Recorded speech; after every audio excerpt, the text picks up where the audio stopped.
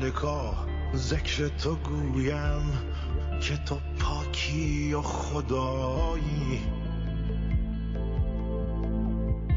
نروم جز به همان ره که تو راه نمایی. همه درگاه تو جویم، همه از فضل تو پویم. همه توحید تو گویم که به توحید سزایی. همه عزی و جلالی، همه علمی و یقینی، همه نوری و سروری.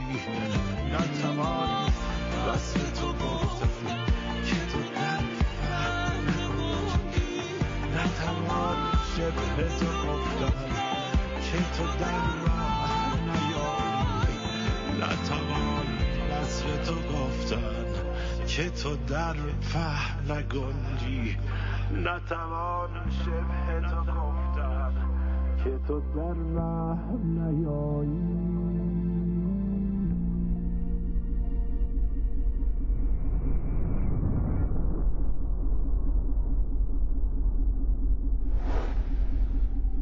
تجربه نزدیک به مرگ، حالتی که انسان به یک باره از کالبد جسم خارج می شود و پس از مشاهده فرازی از بیکرانه‌های عالم غیب به قالب تن باز می گردد.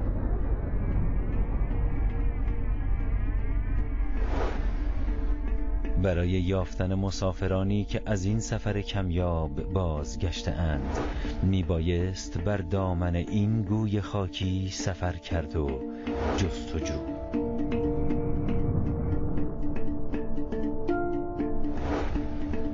اینها مسافرانی هستند که از آن سو برای ما خبرها دارند، اما ما نمی پرسیم و آنها نمی گویند.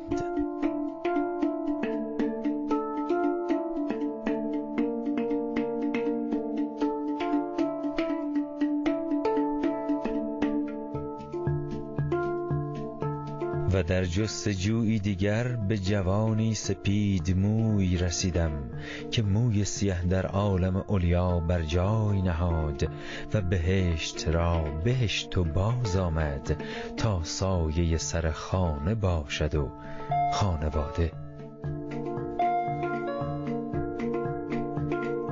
علیکم السلام و رحمت الله. محمود شاهی هستم. هر جوری آدم بخواد تعریفش کنه یه جوری باور نکردنیه، سخته. 1364 اصالتا اهل شهرستان تکاو هستم و ساکن تهران. باید به من قول بدی که شهادت نخوای، که من خیالم راحت شه، تا اینکه چون برمیگردی من خیالم راحت بشه تو شهید نمیشی. تحصیلاتمند کارشناسی هستم. قولم آزاده. آقا محمود اومد گفت، من اصرار کرد گفت میرم سوریه. متأهل هستم. من گفتم نه نمیشه، نرو، خانم تازه آورده، تازه عروسی کرده فلان. الحمدلله خدا رو شکر یه دختر دارم به اسم فاطمه خانم و با امید خدا یه دختر دیگه تو راه. خب آقای شاهی چه اتفاقی افتاد؟ بسم الله الرحمن الرحیم. البته من قبل از این که بخوام اون جریان اصلی رو شروع کنم خدمتتون، وقتی که وارد پشت صحنه شدم و این دکور شما رو دیدم خیلی جالب بود برای من. این دکور برای من خیلی آشناست. تو سن 10 سالگی هم یه تجربه مرگ داشتم، اما این تجربه بسیار بسیار کوتاه بود، در حد چند صدم ثانیه یا چند ثانیه بود. کنار رودخانه داشتم میدویدم. من یه لحظه با این سرعتی که داشتم میدویدم پای راستم خالی شد، رفت پایین، من افتادم رو هوا چرخیدم با کمر افتادم، با پشت افتادم روی این قلب سنگا. اونجایی که من میدویدم ارتفاعش تا کف رودخانه تقریبا 3 متر بود. بعد این سیلاب این قلب سنگای بزرگ رو آورده بود، تقریبا اینجا هم سنگ هستش، تقریبا تو همین ابعاد کف رودخانه پر بود. حالا اون قسمتی که من افتادم اونجا آب نداشتیم، مقدار اون وقتش اونجا که من افتادم خوش بود. من تا 30 ثانیه نمیتونستم تنفس کنم، یعنی تلاش میکردم که نفس بکشم اما نمیتونستم، تا اینکه اواخر این 30 ثانیه، حدوداً 30 ثانیه، یه لحظه تصویر رفت. یه صفحه سیاهی اومد جلوی چشمم با تقریبا تو همین تم، مثل همین دکور. بله مثل همین دکور. من دیدم، یاد اون صحنه افتادم، برام تداعی شد. و همینطور یه صدای سوت ممتد، یه صدای ویز ممتدی تو گوشم پیچید. حالا من گوش باطنیم بوده انگار، یا حالا چی بوده، یه صدای سوت ممتدی تو گوشم پیچید و این صحنه اومد جلوی صورتم، جلوی چشمم اومد و شاید 1 ثانیه، اینا 1 ثانیه، کم بیشتر از 1 ثانیه، 1 ثانیه و خورده ای مثلا این صحنه رو من دیدم و دوباره برگشتم به این دنیا. من این داستان به هیچ کس نگفته بودم.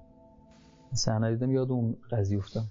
اتفاقا خوبه بدونید که دکور ما چه پس زمینه و چه این بخشی که بالای سرمون هست، اینا پژوهش شده است.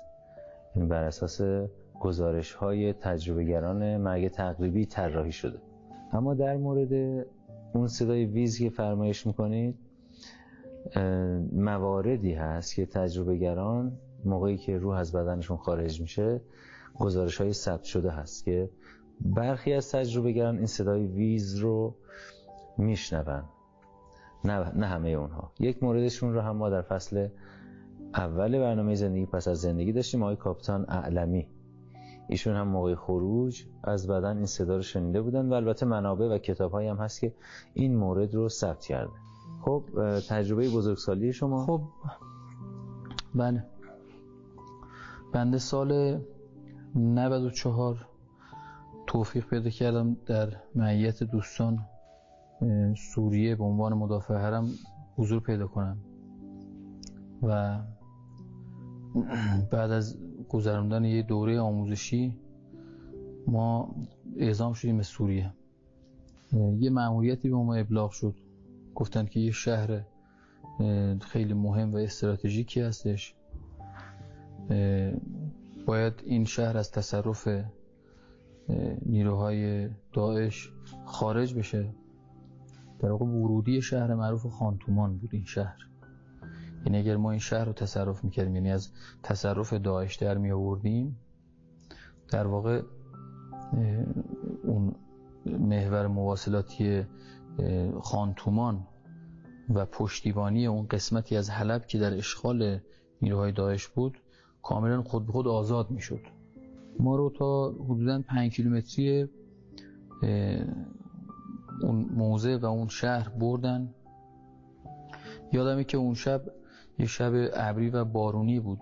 یادم میاد که اون تو باغ‌های زیتونی که اونجا بود، برای استراحت موقت زیر این درختای زیتون ما استراحت کردیم. حتی نمازمون رو نشسته زیر اون درختای زیتون خوندیم، چون هر لحظه احتمال داشت که حرکت کنیم. خب به واسطه اتفاقاتی که افتاد، حالا من کاری ندارم، به واسطه اون اتفاقات کار به جایی رسید که ما به جای اینکه ساعت 3 صبح حرکت کنیم به سمت دشمن، یعنی پیاده قرار بود که 5 کیلومتر طی کنیم تا نزدیکی دشمن بریم. تو نزدیکی دشمن ما حرکت آشکار انجام بدیم، یعنی حرکت آشکار، اون حمله اصلی رو نزدیکی دشمن انجام بدیم. خب این محقق نشد، یعنی نرسیدیم به اونجا. اون ساعت عملیات در واقع تغییر پیدا کرد. خب تا نزدیکی دشمن حدوداً 3 کیلومتر طی کردیم، تا 2 کیلومتری دشمن رفتیم. خب سنگرهای تأمین دشمن، سنگرهای کمین و تأمین دشمن جلوتر از شهر احداث شده بود. تقریباً 1 کیلومتر جلوتر از شهر این سنگرهای تأمین احداث شده بود. سنگرهای تأمین خب برای جلوگیری از غافلگیریشون بود دیگه. خب حمله یا اون به قول عملیاتی که ما آغاز کردیم، واحدهای مختلفی تشکیل شده بود توی اون عملیات. یعنی حدوداً هر 12 نفر 15 نفری یک واحد محسوب میشد و هر کدوم از واحدها هم یه مأموریت محول شده بود. هر کسی هم دنبال اون مأموریت محولی خودش بود. خب به بندم یه مأموریت محول شد، گفتن که با این رفقایی که همراه هستن، با این رفقا برید. یه تلی بود تو این دشت صاف، یه تلی بود، یه تپه کوچیکی بود که نسبت به عوارض دیگه یه مقدار بلندتر بود. گفتن که شما باید برید روی این تپه مستقر بشید، هم پشتیبانی، هم کار دیدبانی انجام بدید، هم کار پشتیبانی از نیروها رو انجام بدید.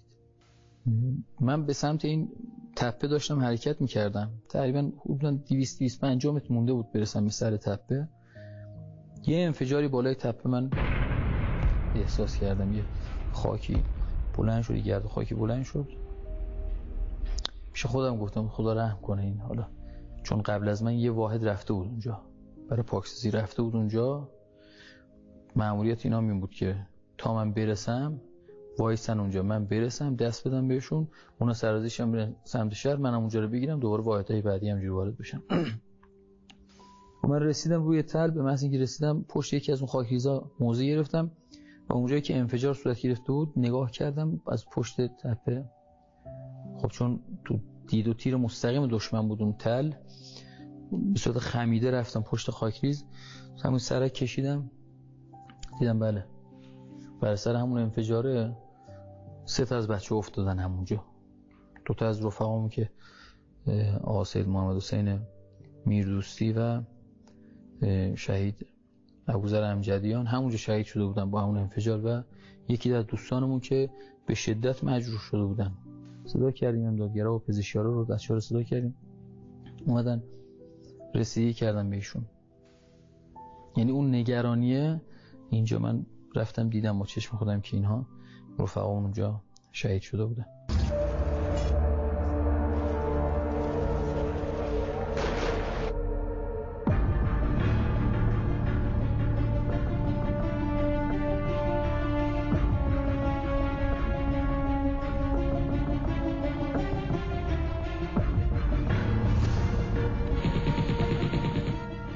خب همین احوالات بودیم که من احساس کردم که از پشت سر صدای شنی تانک میاد.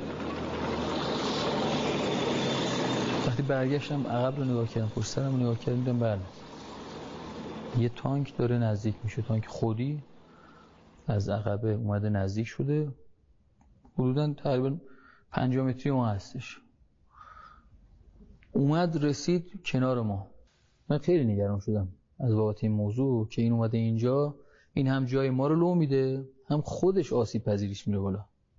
این تانک اومد به قول معروف جوی کار ما رو خراب کرد. اومد و خلاصه تا ما بلند شدیم و بیام یه حد فاصله، شاید مثلا این چیزی که دارم تعریف میکنم کلا تو 10 الی 15 ثانیه تا ما بلند شدیم به تانک بگیم برو جلو. راننده تانک از شانس خوب ما عراقی بود. ما به راننده تانک اشاره کردیم که حرکت کن. این بنده خدا فکر کرد که مثلا ما داریم بهش میگیم روبرو رو شلیک کن، با دست که مثلا میگفتیم آقا حرکت کن، این فکر کرد ما داریم میگیم روبرو رو شلیک کن. یه دستی ما تکون داد و این لوله تانک همینجوری چرخید، بگم مثلا شاید مثلا فاصله 2 متری. به محض اینکه رسید لوله تانک رو چرخون به سمت چپ، یه شلیک اونجا انجام داد. یه شلیک انجام داد.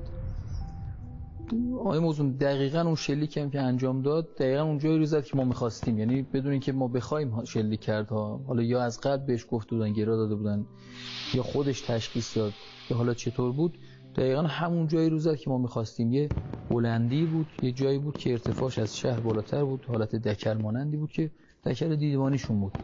از اونجا قشنگ ما رو رصد می‌کردن و گرا می‌دادن و راحت ما رو می‌زدن. ما از اونجایی فهمیدیم که وقتی اونو زدن، این تانکی وقتی اونو زد دیگه آتیش کمتر شد نسبت به، یعنی اگرم آتیش بود آتیش بی‌دقتی بود، کورشون کرد. بله. یه شلیک انجام داد تو زاویه 45 درجه سمت چپ خودش، لوله تانک رو چرخوند دقیقاً مستقیم به شهر، یعنی روی تانک هم لوله مستقیم بود. یه شلیک انجام داد دوباره، لوله رو چرخوند تو زاویه 45 درجه سمت راست خودش. قبل از اینکه این شلیک رو انجام بده، این تانک مال عراق بود، بچه عراقی بودن، بچه 8 شبی عراق بودن. در برجک باز بود. خب ما صدای شلیک، صدای انفجارهای متعدد و صدای خود موتور تانک اجازه نمیداد که ما داد بزنیم این بیاد بیرون. فرمانده تانک من باهاش صحبت کنم. من خم شدم، یه سنگی رو برداشتم پرت کردم داخل برجک. این فرمانده تانک اومد بیرون، جوان رعنا و شجاعی بود، اومد بیرون تانک. خدا انشالله روحش شاد کنه. تو همون صحنه شهید شدن ایشون. اومد بیرون و یه نگاهی کرد به من، گفت چی شده؟ من اومدم به این بگم که برو، یعنی قصدم این بود، نیتم این بود که بگم برو عقب، اینجا جای خطرناکیه، ما رو لو میدی، خودتو لو میدی، خود آسیب پذیریت میره بالا. من هم کجا بودم؟ من هم تقریبا عقب تانک بودم، از ترس شلیک این چیز، یعنی موج این شلیک منو نگیره، اومدم تقریبا عقب تانک. تو همین شروع صحبت بودم که یه انفجاری رو از گوشه چشمم، یه انفجاری رو احساس کردم. من احساس کردم که این تانک شلیک کرد، در صورتی که این نبوده، اون تانک خورده، موشک خورده بود بهش. خب من به فاصله یه چشم برهم زدن، یعنی فاصله این پلک زدن چقدر زمان میبره؟ انگار که من چشممو ببندم باز کنم یه جای دیگه خودمو ببینم. کجا؟ من از فاصله تقریبا حدوداً 200 متری زمین خودم رو داشتم نگاه میکردم.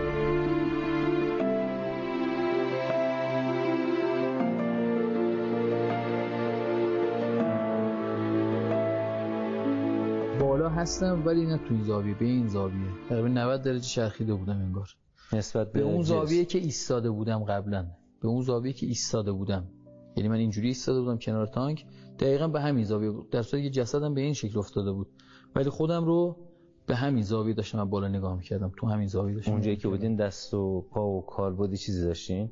نه، ولی میدونستم که من خودم از بالا دارم نگاه می‌کنم. میدونستم منم و در این حالتم. بله در همون حالت هستم من. چه جالب. خودم ترسی، تعجبی؟ نه، احساس سبکی عجیب و احساس شادی عجیبی داشتم. از چه چیزی؟ بسیار سبک بودم. شاد از چی؟ شاد به اون معنای شادی که میگم به معنای خوشحالی نبود، به معنای در واقع سرخوشی بود. یه لحظه به خودم اومدم گفتم که من الان اینجا چیکار میکنم؟ خودم از خودم سوال پرسیدم اینجا چیکار میکنم؟ حالا این صدا نبود ها، هم صدا بود هم صدا نبود. گفتم که من خودم اینجا چیکار میکنم الان؟ آقای موزون، انگار که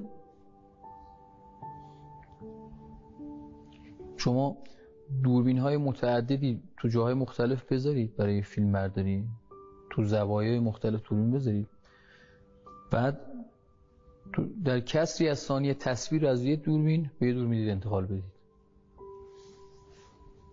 تقریبا یه همچین چیزی رو در نظر داشته باشید. یه لحظه من از بالایی که داشتم خودم رو نگاه میکردم، انگار که تو چند هزارم ثانیه اومدم پایین، اونجایی که ایستاده بودم قبلا، و از عقب دارم صحنه رو نگاه میکنم. انگار که من میخوام حالی کنم، بفهمونن که چه اتفاقی برات افتاده الان اونجایی. چی شد که شما اومدین پایین؟ من از خودتون چیزی پرسیدین؟ همون سوال کردم، گفتم که من اینجا چیکار میکنم؟ تا پرسش ایجاد شد، تا پرسش به محض اینکه پرسش ایجاد شد خودم تو صحنه دیدم بله کنار تانک وایسادم ولی خودم رو از دور داشتم میدیدم، اما تو خودم بودم تو اون. یعنی شما هم بازیگر بودین هم دوربین فیلم؟ بله دقیقاً همینه، هم بازیگر اون صحنه بودم هم دوربینه بودم، از دور داشتم نگاه میکردم، یعنی احاطه کامل داشتم. تو وایسادم با این جوون عراقی دارم صحبت میکنم، یه دونه موشک از سمت راست همزمان داشتم اینو میدیدم، همزمان اینم داشتم میدیدم، این موشک رو داشتم میدیدم که سمت تانک داره حرکت میکنه. با چه سرعتی میدیدین؟ بسیار سرعتش پایین بود، یعنی انگار فریم به فریم من این صحنه رو داشتم میدیدم، در این حال که سرعت واقعی خودش رو داشت. بله سرعت واقعی خودش که مثلا حالا 250 متر 300 متر بر ثانیه سرعت داره، اون سرعت رو داشت، اما من میتونستم کنترل کنم نگاهم رو، میتونستم کنترل کنم که من بخوام آروم حرکت کنم. بله اگه میخواستم میتونستم حتی نگه دارم صحنه رو نگه دارم، ولی خب اومد اصابت کرد به تانک، این موج انفجار ترکشایی که خوردم اونجا یعنی برگشتم دوباره سر جای خودم، یعنی به من فهموندن که جوابو گرفتیم و برگشتیم. بله فهموندن که این اتفاق برات افتاده الان اینجایی. ما نشستیم همین نیمخیز که می‌خوام اومدم بشینم، یهو دیدیم پرت شدیم، یعنی در این حد و فاصل اونا یه چیز استفاده می‌کردن به قول معروف به اسم خیلی هم استفاده می‌کردن، یعنی مثل نقل و نوادشون بود، مثل موشک کورنت برای هر نفر می‌زدن. خدمت شما عرض کنم این حالت شما 3 ثانیه حساب کن که گلوله روانه شد از دهان تانک شلیک شد، یا 3-4 ثانیه طول کشید. میگم در این حد فاصلی که من گوشه‌ام گرفتم نشستم دیگه، من دیدم پرت شدم عقب. حالا ما اینجا وایساده بودیم، این عایشه خورده جلوتر بود، 2-3 متر 4 متر تمام جلوتر بود. یک دو تا بچه هم که جانباز شده بودن، تیر خورده بودن و حالا موجی شده بودن و اینا، اونم رو زمین بودن.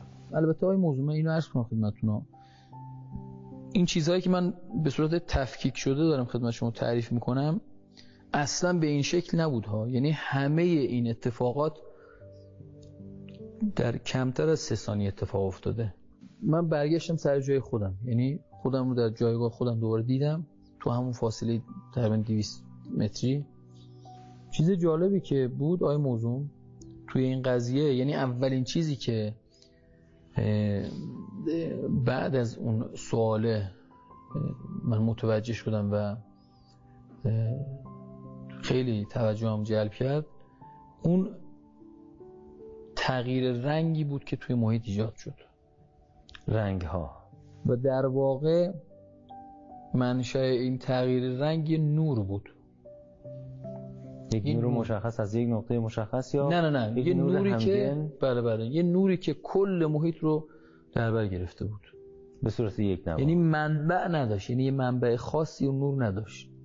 یعنی میگه موقع از یک منبع نوری از یک منبع این میتابید، اینجوری نبود، تو کل محیط بود و اون نوره باعث شده بود که من رنگ ها رو به تفکیک داشتم نگاه میکردم و میدیدم و احساس میکردم. ببینید گرد و غبار بود، گرد و خاک بود، دود بود، دود انفجار و گرد و خاک اینجا بود تو محیط، اما این مانع دید من نمیشد. غبار رو جدا میفهمیدم، زیبایی رنگ رو جدا. و این منبع و منشأش یقین دارم که اون نوره بود. من همزمان هم عصبانی بودم، هم خوشحال بودم، هم ارزموری غمگین بودم، هم استرس داشتم، هم نگران بودم، هم میترسیدم. همه اینها رو من همزمان داشتم و اینو میدونستم انگار که این توانایی از اون نور است.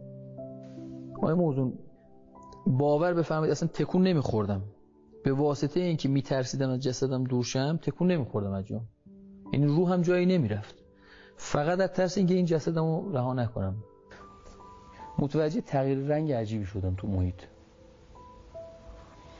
عرض کردم خدمتتون فضا و اون هوای چی بود؟ گرفته‌ای بود به خاطر ابری که بود و به خاطر اون دود و گرد و خاک انفجارات یه هوای گرفته‌ای بود. اما عجیب بود که خیلی عجیب بود برام که چرا رنگ محیط عوض شده. نور ممکن نور خیلی زیادی بود، همین انعکاس اون نوره بود. نور اینجا کدره، ولی نور اونجا نورش احساس میکنه مثلا هواش اینقدر واضح بود، اینقدر آسمانش آبی بود، آبی خاصی بود، یعنی هیچ آلودگی نداشتش. فرض کنید شما رفتید برج میلاد میخواید پایین رو ببینید، شما 1 متر پایین تر هم نمیتونید ببینید. خب این غبارآلود بودن منظره شهر. دقیقاً. خب بله. حالا فرض کنید یه بادی میخوره بهش، یه بارشی هم هست، هوا خیلی بهاریه، همه چی شفاف میشه، شفاف میشه، بعد ناخودآگاه برگ درخت‌ها رو که نگاه میکنی لبخند بهت میزنه. شما گوشیتون رو جلو صورتتون بگیرید، نورش رو کم کنید، برید توی فضای تاریک نورش رو کم کنید، 1 ساعت با این گوشیتون با این نور کم کار کنید، با این گوشی موبایلتون 1 ساعت کار کنید. 1 ساعت بعد تو همون فضا بزنید نور گوشی رو یهویی زیاد کنید، یه دفعه زیاد کنید، تغییر رنگ رو احساس کنید تو صفحه گوشیتون. درسته. یعنی وضوح تصویر رو من اینجوری بهتون میگم، وضوح تصویر برای من بهتر شده بود. اینجوری بهتون بگم، زمین پشت سری ما اونجا که ما درگیریم، زمین پشت سریش زمینی بود که توش سبزی کاشته بودن. من خیلی جالب بود که با موضوع از بالا وقتی نگاه میکردم بدون اینکه بیام پایین، بدون اینکه خودم یعنی اون روح بیاد پایین، یک لحظه یعنی اراده میکردم زوم میکردم روی اون سبزیه و این کار رو انجام دادم. زوم کردم روی سبزی و اون سبزیه اینقدر قشنگ بود، رنگش اینقدر رنگ قشنگ و زنده‌ای داشت. از اون بالا نگاه میکردم، زوم که یعنی توجه منو جلب کرد به خودش. وقتی نگاه کردم انگار این زنده بودن رنگ رو من حس می‌کردم. طبق گزارش هایی که تجربه‌گران به شما ارائه کردن، رنگ ها، نورها و به طور کلی محسوسات حس بینایی در بیرون از کالبد به چه صورت هستند و تا چه اندازه با محسوسات بینایی درون کالبد مادی شبیه هستند و یا با اون تفاوت دارند؟ بله درسته. افرادی که فن بیان خوبی دارن اغلب بر این مسئله تاکید میکنن که میگن وقتی از بدن خارج شدن تونستن اشیا و اتاقو ببینن، یعنی تونستن بدن خودشونو ببینن و غیره. اما بلافاصله اونها ادامه میدن که این منظره نیست که من و شما در این لحظه تجربه میکنیم. به نظر میرسه پیشرفت کردن که اونا میتونن چیزها رو با دقت بیشتری از فاصله دور ببینن. مردم تقریبا با دیدن چیزی شبیه دیده تلسکوپی رو توصیف میکنن. اونها میتونن اون رو با جزئیات کامل مشاهده کنن و اونها همچنین دیدن رنگ‌های دیگه‌ای رو که ما نمیبینیم و حالت طبیعی هوشیاری رو توصیف میکنن که توصیفش برای اونها بسیار دشواره. اما بله، من میگم که مردم اینو میگن که وقتی از بدن خارج میشیم حس بینایی بسیار افزایش پیدا میکنه. و درباره رنگ‌ها چطور؟ مردم رنگایی رو دیدن که اینجا وجود نداره. اونها رنگا رو نمیتونن نام ببرن. بنابراین شما معتقدید که اونها رنگ هستند اما قابل توصیف نیستند، همینطوره؟ بله. اما میگن رنگایی وجود داره که در این حالت آگاهی که الان داریم وجود نداره و ما نمیتونیم اینجا اونا رو ببینیم. مایلم در این مورد اینو بگم که بنده برای این پدیده یک اصطلاح شخصی ابداع کردم با عنوان فرارنگ ها. منظورتون از زنده سرزنده و شادابه؟ نه. یا زنده به معنی که حیات داشت. رنگ. بله اون رنگ انگار حیات داشته، جدای از خود گیاه. خود گیاه، بله اون زنده بودن خود گیاه رو من حس می‌کردم. اما اون چیزی که توجه من جلب کرده اون رنگ قشنگش بود و اون رنگ سبزی که داشت. گیاه زنده بود جدا، رنگ زنده بود جدا. رنگ هم زنده بود جدا و این توجه من جلب کرد. خیلی هم من سعی کردم دنبال این رنگ ها باشم که ببینم آیا اون زنده بودن توی این دنیا هم هست یا نه. توی رنگ ها میتونم رنگ ها رو با هم ترکیب کنم، میتونم رنگ خاصی پیدا کنم که به اون زیبایی باشه. نتونستم پیدا کنم این موضوع، یعنی هر چقدر من گشتم دنبال این رنگ ها کردم نتونستم پیدا کنم. خیلی از رنگ هایی که اونجا دیدم و الان توی ذهن من هست من توی دنیای بیرون ندیدم. نقاشی، من اتفاقا علاقه به نقاشی زیاد دارم، نقاشی‌های مختلف دیدم، رنگ‌های مختلف دیدم، ولی نمیتونم رنگی رو همانند کنم. مثلا میگم آبی تیره، سرمه‌ای، آبی نفتی، ولی اگه بخوام اون رو بکشم هیچ کدوم از رنگ‌های دنیا نمیتونه اون رنگ رو بکشه. تمام نورهایی که من اونجا دیدم، یعنی حتی یه مولکولش نبود که بگید زنده نباشه مثل نور اینجا باشه، نه، تمام نورها زنده بودن و رنگ‌های مختلف که بنفش نبود بگن بنفشه که داخلش مثلا نورانی کار شده باشه، نوری داخلش باشه، نه، این بنفش ما اینجا اسم گذاشتیم بنفشه، حتی به اسم بنفش اونجا نبود. سبز، این سبزی که ما میشناسیم نبود. آبی که بود اون آبی که ما فکر میکنیم نبود. رنگ‌ها خاص بودن، اون رنگ‌ها یعنی کلیت رنگ‌هایی بودن که ما اینجا شاید چند تاییشو داریم. اصل رنگ ها اونجا بود. و مهمتر از همه اون موضوع، اون نوری که تو محیط پخش شده بود، نوری که تو محیط داشت. و این موضوع من خیلی تو این دنیای مادی که زندگی می‌کنیم خیلی دنبال این نور گشتم و نمونه بارزش نگاه کنید، من توی این عالم، توی این دنیایی که ما زندگی می‌کنیم، بهترین جایی که ما میتونیم پیدا کنیم که دارای اون محیط دارای نور زیادی باشه همین لوستر فروشی ها هستن که اصلا کارشون نور فروشی دیگه. بله، به قول شما نور میفروشن دیگه، یعنی تبلیغ کارشون با نوره. بله، برای دیده شدن باید نور رو به قول معروف ارائه بدم به مردم. بله. من خیلی این اتفاق افتاده که این لوستر فروشی ها رو من رفتم توشون دنبال اون نوره ها، به خاطر اون نوره، نه اینکه برم چیزی بخرم یا دنبال چیز خاصی باشم، فقط دنبال اون نوره بودم. وقتی وارد می شدم نگاه می کردم، با این که از لحاظ مادی پر از نور بود، تو زوایای مختلف نور به من میتابید، ولی باز همون نور رو نمیتونستم پیدا کنم. همزمان این اتفاقات چند تا فکر تو ذهنم بود اون بالا، چند تا فکر تو ذهنم بود. حالا نمیتونم بگم فکرها، نمیدونم چی بود، نمیدونم، اما دوست داشتم این اتفاقات بیفته و هر چیزی که دوست داشتم اتفاق بیفته میافتاد. در واقع این اراده بود.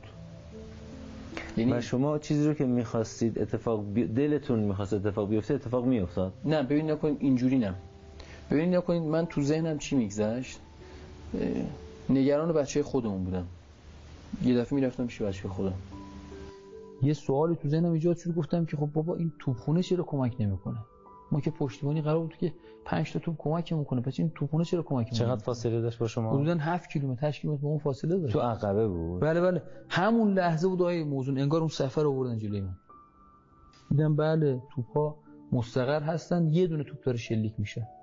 چند تا توپ؟ 5 تا توپ بود، یه دونه توپ داره شلیک میکنه، 4 تا توپ خرابن. این توپ هم فاصلهشون چقدر بود از فاصله هم؟ داشتن تقریبا 200 متری از هم دیگه فاصله یعنی 1 داشتن. کیلومتر از هم فاصله داشتن، 7 کیلومتر از شما. بله اصلا همه اینا رو به آنی در کنار هم داشتم نگاه میکردم با جزئیات تمام که این یه دونه از توپا که یقین داشتم که کار نمیکنه و دیگه کار نخواهد کرد، گذاشتم که اصلا رو توپه کسی کار نمیکرد، مشخص بود که این، یعنی یقین داشتم که اون کار نمیکنه.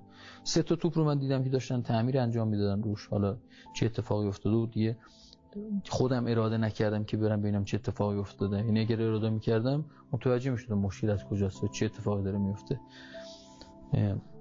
یه توپ داشت شلیک میکرد. بعد این صحنه رو دیدم، همزمان عصبانی شدم از دست اینا که بابا یه کاری بکنید، این بچه‌ها زیر آتش دشمن دارن از بین میرن، یه کاری بکنید، یه شلیکی انجام بدید فلان.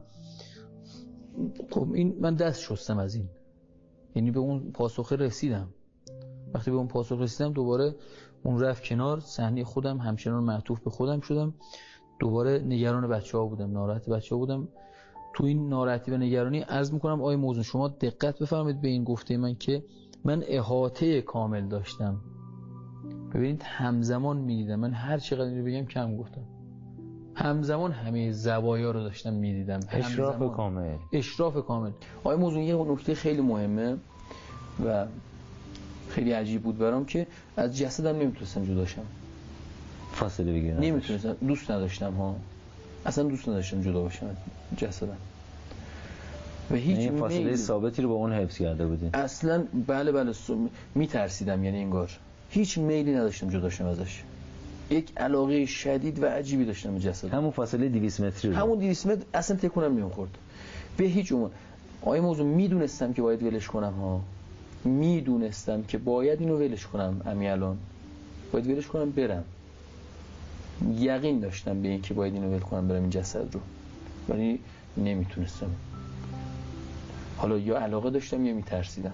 ببین اون زاویه دید من به صورتی بود که شما یک گوی رو تصور بفرمایید، کل این گوی رو دور تا دورش رو شما دوربین نصب کنید، یه گوی بزرگ در نظر بگیرید، دور تا دورش رو دوربین نصب کنید، بعد از طریق این دوربین اون مرکز این گوی رو بتونید ببینید، از طریق این دوربین ها بتونید مرکز اون دوربین رو ببینید و هر لحظه‌ای که اراده میکنید از هر زاویه از این دوربین بتونید استفاده کنید. از مرکز هم بتونید اطراف رو ببینید. از خود مرکز هم بتونید اطراف رو ببینید. تازه این گوی رو از خود لایه گوی بتونید ببینید و حتی فراتر از این شما بتونید خود این گوی رو کنترل کنید و زوایای دیدتون رو نسبت به این گوی تغییر بدید.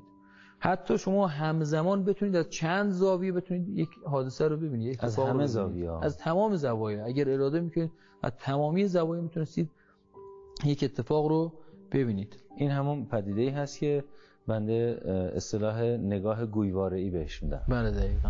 یک کره چقدر شعاع میتونه داشته باشه؟ بی‌نهایت. ادراکات روح در اون حال به تعداد شعاع‌های یک کره است. پس کرویه.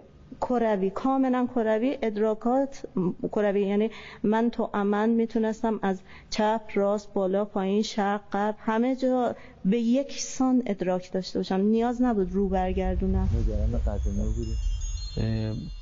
من بیشتر نگران جسدم بودم. آقای موزون هر چقدر ما بگیم به اندازه نگرانی برای جسد نمیتونم من مثال بزنم. نگران قتل نور نبودی؟ نه، یعنی دقت نمیکردم بهش. من یه چیز جالبی، من یه نکته جالبی اشاره کنم و اون این بود که فقط یک بار معطوف به آسمان شدم. فقط یک بار معطوف به آسمان شدم. اونم اون زمانی بود که به خودم رجوع کردم. یعنی به خودم رجوع کردم که دیدم که من قدرت رو دارم که حتی برم بالاتر از این. قدرت رو دارم که برم تو کهکشان‌ها دور بزنم. این قدرت در خودم دارم. یک بار معطوف شدم به آسمان. به جز اون دیگه من حواسم به آسمان نبود. وقتی خیالم از اون بالا راحت شد که میتونم این کار رو انجام بدم، انگار تمام حواسم پایین بود. یعنی حالا اون در اختیار دارم، حالا سر فرصت. بله میتونم. یعنی این اراده رو دارم که بتونم مثلا این دوری بزنم و اینا. این اراده در من هست. اما بیشتر نگرانی من برای جسدم بود و کمتر از اون به محیط اطراف، بچه‌هایی که اونجا بودن و اتفاقاتی که در پیرامون من داشت به وقوع میفست. حالا تو اون صحنه‌ها، توی اون درگیری‌ها، من تو ذهنم با سوال پیش اومد که این دشمن الان چیکار داره میکنه؟ تو چه موضعی الان؟ چه جوریه؟ چیکار دارن؟ چند نفرن؟ چیکار میکنن؟ تو چه مواضعی هستن؟ چه جوری دارن ما رو میزنن؟ چه جوری دارن ما رو میبینن؟ از چه زاویه‌ای دارن ما رو نگاه میکنن؟ از چشم اونا خودمون. بله از چشم اونا ما چه جوری هستیم الان؟ تو کجا ما رو میبینن؟ نمیبینن؟ تیررسشون هستیم نیستیم؟ انگار که من سر جام، انگار اون صحنه اومد جلوی صورتم.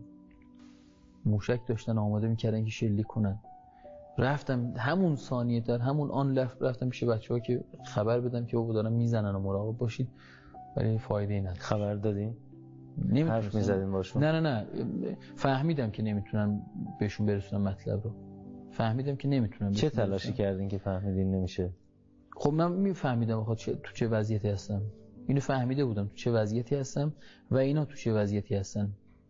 اما نگران بودم، هول بودم. میگفتم آقا مراقب باشید، اینا میخوام بزنن، ولی میدونستم که هیچ فایده‌ای نخواهد داشت. ولی خب به خاطر اینکه خودمو تسلی بدم اینو هی تکرار میکردم، ولی خب فهمیدم که فایده نداره. دوباره برگشتم، یا اون صحنه دوباره اومد جلوی صورت من. خیلی هم شاید نشه بگیم برگشتید، چون همونجا بودید. نه همونجا بودم، همینجا بودم. انگار که مثلا توجه هم از این نقطه معطوف شد به اون نقطه. بله.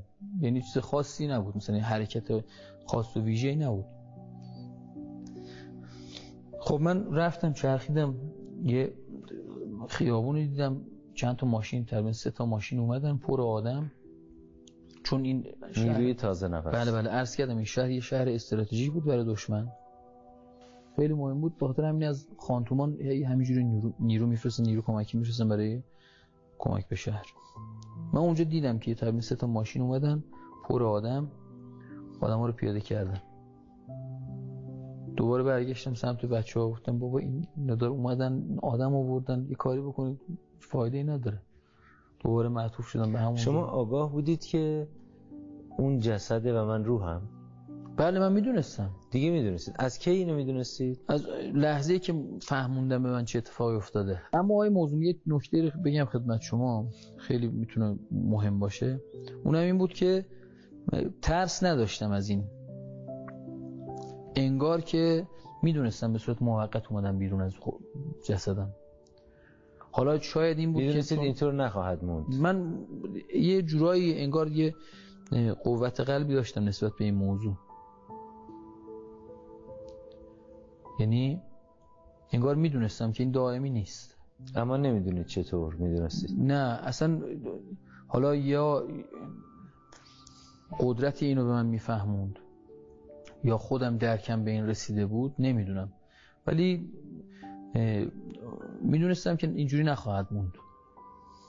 دیر یا زود یه اتفاقی میفته، یا حالا من قطعی جدا میشم یا برمیگردم. هر دوتاش یعنی درست میشه. بله اصلا ترس اصلی من هم از جدا شدن به خاطر همین بود که یا موقع برگردم نکنه گم کنم خودمو. به خاطر همین نمیتونستم برم جای دیگه. ترس اصلی من از همین بود که نکنه خودمو گم کنم، برگردم خودمو پیدا نکنم. خب خلاصه من دیدم که بله این نیروی دشمن نیروی کمکیشو آورد و دوباره من اومدم داخل تذکری بدم دیدم که فایده نداره، ولی نگران بودم، نگران بچه بودم، حس نفرت رو داشتم، استرس داشتم. تو خونه گفتم کاش تو خونه سالم بودن، الان تو خونه سالم بود اینجا رو میزدن. بعد پیش خودم گفتم اینا کجا میدونن که اینجا رو باید میزدن؟ کی باید به اینا بگه که اتفاق جدیده و اینا گران ندارن؟ آره کی باید به اینا خبر بده فلان. گفتم کاش من میتونستم خبر بدم. تو خونه میاد جلو هنوز دارن تعمیر میکنن، همزمان هنوز دارن تعمیر میکنن. رفت کنار، این همه اینها داره اتفاق میفته که اومدم موشک رو گذاشتم بالا که ادامه این چیز من حالا در ادامه تعریف میکنم براتون که اون موقع که برگشتم به جسدم که دیدم بله موشک دومیات خورد به تانک. بله زمانی بود که من نمیتونستم دیگه، یعنی اون زمانی که من به هوش اومده بودم که دیگه فایده نداشت. موشک خورد. موشک رو هوا بود. یعنی موقعی که من به خودم اومدم دیدم خورده دیگه. اگه زودتر اومده بودید پایین به راننده میگفتید جاش عوض. بله احتمال داشت مثلا من بگم که مثلا این بنده خدا یا راننده یا نفراتی که اطراف هستن سنگر بگیرن، موضوع بگیرن یا تانک رو بکش عقب‌تر که به قول من حالا هم تانک آسیبی کمتری ببینن هم بچه‌ها یه موقع آسیب کمتری ببینن. من اون موقع که به هوش اومدم، یعنی به خودم اومدم، منو کشونده بودن بردن کنار اون خاکریز 1 متریه به صورت نیم خواب، منو خوابونده بودن رو سینه خاکریزه و کار پانسمانم داشتن انجام میدن.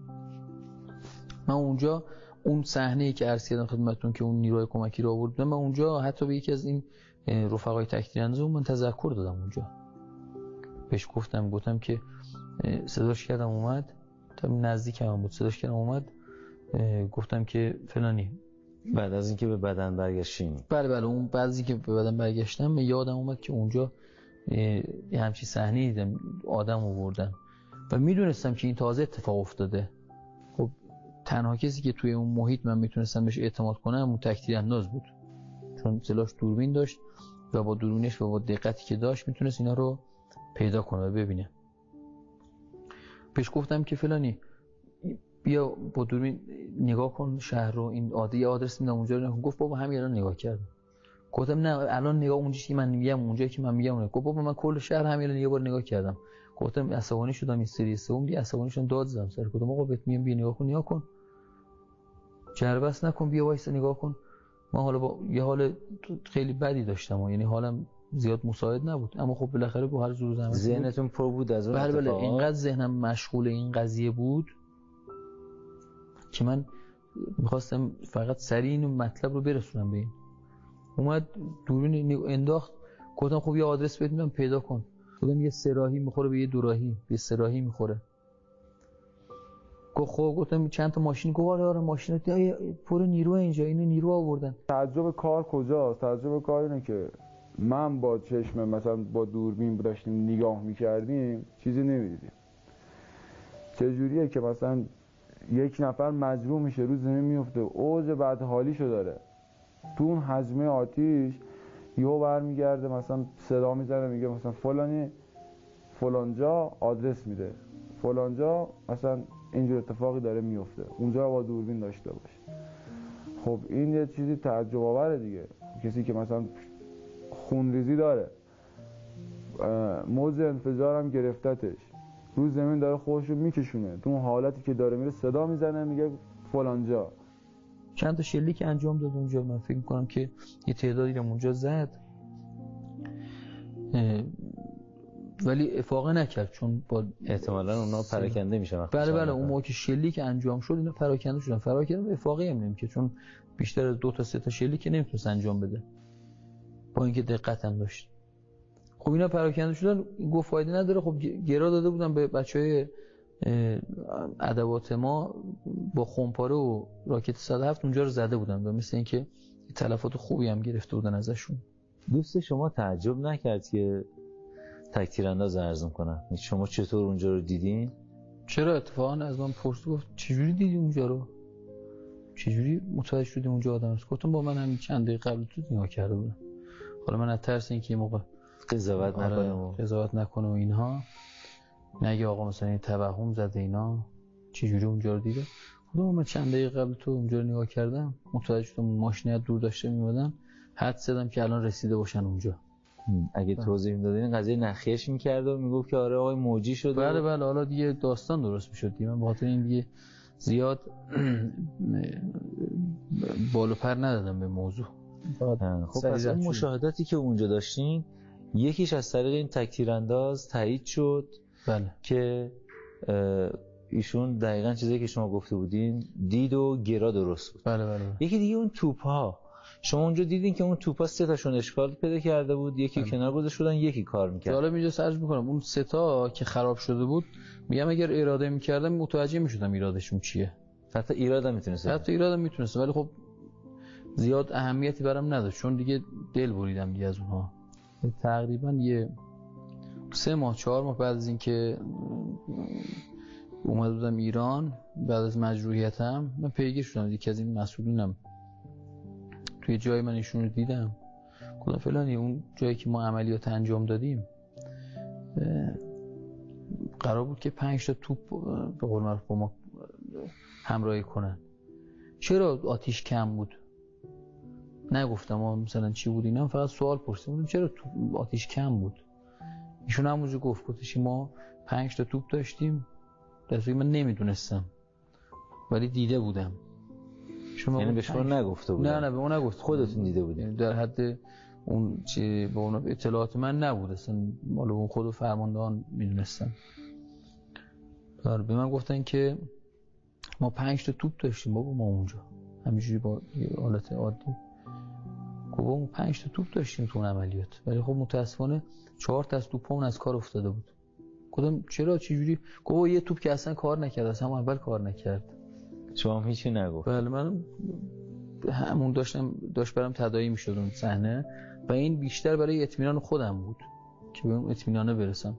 گفت اصلا یه دونشی اصلا کار نمیکرد ولی 3 تا دیگه خراب شده بود تا بخوایم درست کنیم. اینا طول کشیدیم مقداری. و این نگاه گویواره‌ای شما بود که به همه جا بله احاطه داشتم. من نسبت به همه مواضع و نسبت به همه زوایا من احاطه کامل داشتم. هر جایی رو که اراده می‌کردم همونجا حاضر بودم انگار. حالا بخش من برای گفتن حالا حرف زیاد هست برای گفتن توی این ماجراها، توی این جریانات. من حالا خودم یک بار تحلیل کردم این اتفاقی که برام افتاده رو.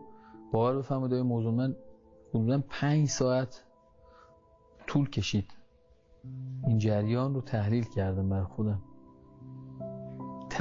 فقط تحلیلش 5 ساعت طولش. حالا خود اتفاق که من از خیلی از موضوعات میگذشتم، برای خودم میگذشتم از خیلی از موضوعات، اما یه تحلیل ساده‌ای که انجام دادم 5 ساعت طول کشید و موضوعات خیلی خیلی زیاد و گسترده اتفاق افتاد، مخصوصاً اون زمانی که زندگی نامه من از جلوی چشمام رد شد.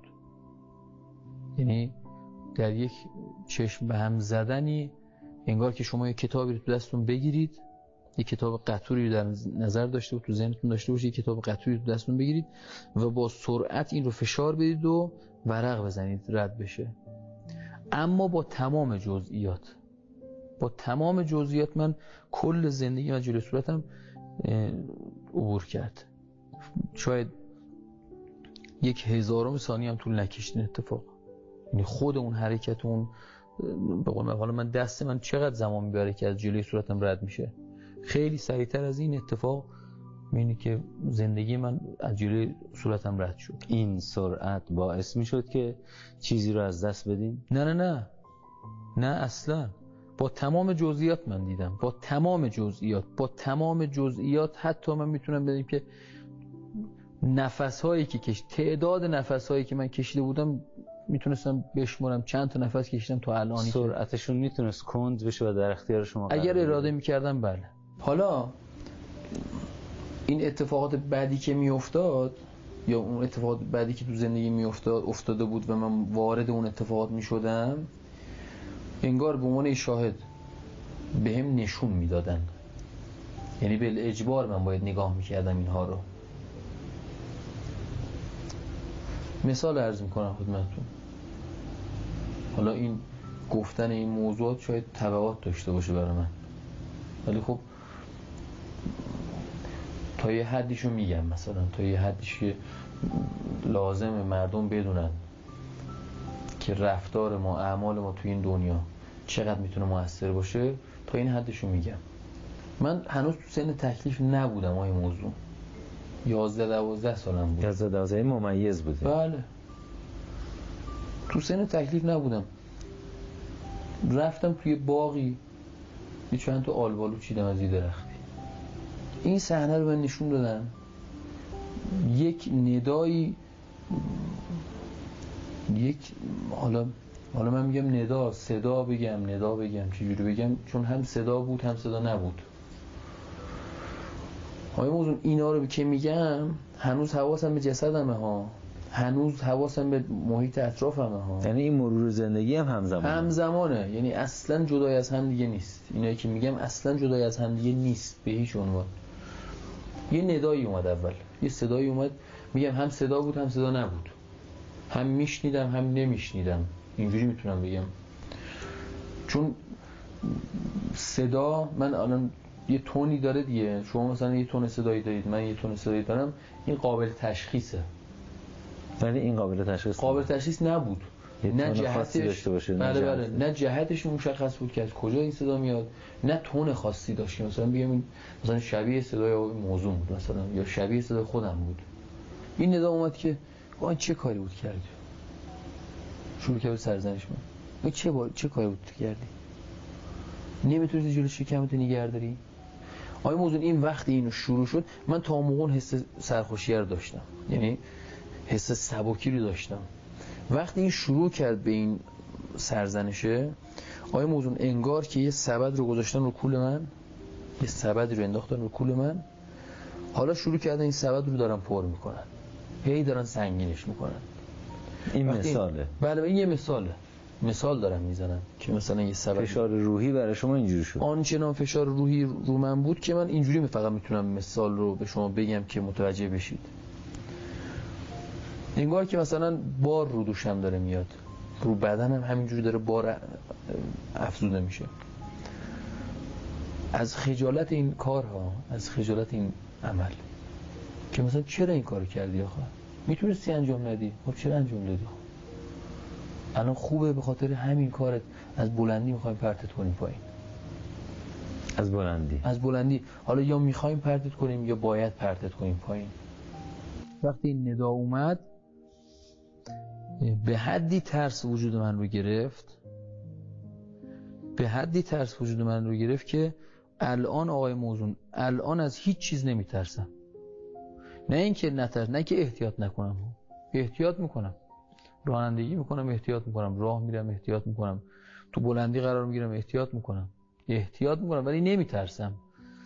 و واقع موضوع اینه که از مرگ نمیترسم.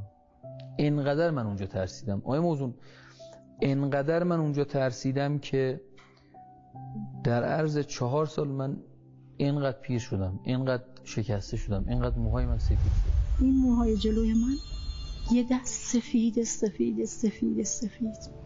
و ابروی سمت راست من. الان ابروی من رنگ هستش، ابروامو رنگ کردم، اما یکی از ابروهای من این موهاش سفید، یعنی سفید. و فهمیدم حالا شاید به خاطر اون تجربه‌ای که من داشتم، به خاطر اون وحشتی که توی اون تاریکی شب داشتم، یعنی واقعا خیلی وحشتناک بود. جهنم بودم تو این که اینجور وایساده بودم، من صف وایساده بودم ولی کلا جهنم ازم میگذشت، یعنی سر رویش کلا اصلا سفیدی نداشتم، همش سیاه رنگ. میگم اون تو جهنم من کلا سفید کردم.